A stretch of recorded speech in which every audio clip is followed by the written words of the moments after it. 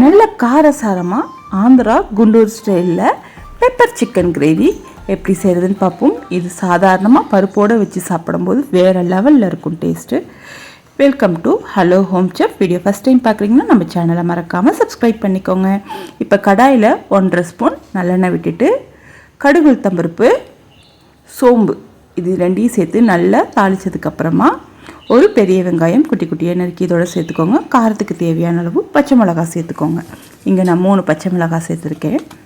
அதுக்கப்புறம் வெங்காயம் நல்லா வதங்கி வந்ததுக்கப்புறமா 1 ஸ்பூன் ஜிஞ்சர் கார்லிக் பேஸ்ட் இதையும் நல்லா பச்சை வாசனை போகிற அளவுக்கு நல்லா வதக்கி விட்டுக்கோங்க.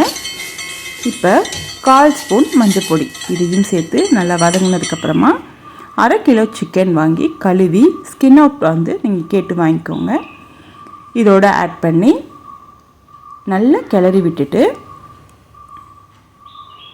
மூடி போட்டு தண்ணி விடாமல் மூடி வச்சுக்கோங்க.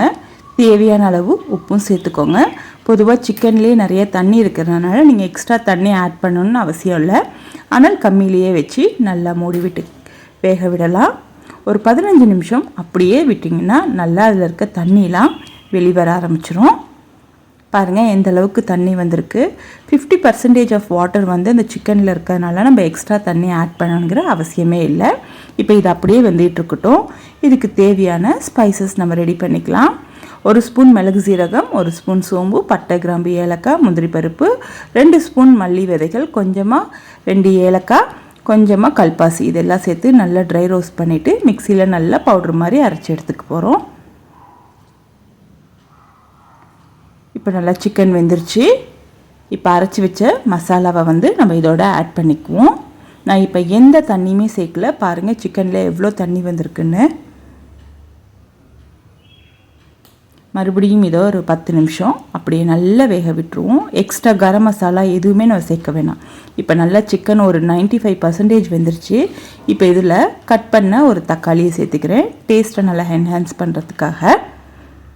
இப்போ சிக்கன் அந்த தக்காளியோடு சேர்த்து சாப்பிடும்போது நல்லாயிருக்கும். இப்போ திருவின தேங்காயை இதோடு சேர்த்து ஆட் பண்ணிக்குவோம். இன்னும் பாருங்கள் தண்ணி நம்ம வேக வைக்க தண்ணி அதிகமாக தான் வந்துட்டுருக்கு. இந்த தேங்காய் சேர்த்து ஒரு 5 நிமிஷம் வேக விடுங்க, போதுமானது. கடைசியாக 1 ஸ்பூன் கீ ஆட் பண்ணிக்கிட்டு நல்லா கிளறி விட்டு இறக்குறீங்கன்னா சூப்பராக ஆந்தர் குண்டூர் ஸ்டைலில் சூப்பரான சிக்கன் பெப்பர் கிரேவி ரெடி ஆகிடும். மறக்காமல் ட்ரை பண்ணுங்கள். நம்ம சேனலை மறக்காமல் சப்ஸ்கிரைப் பண்ணிடுங்க. டாட்டா பாய் பாய்.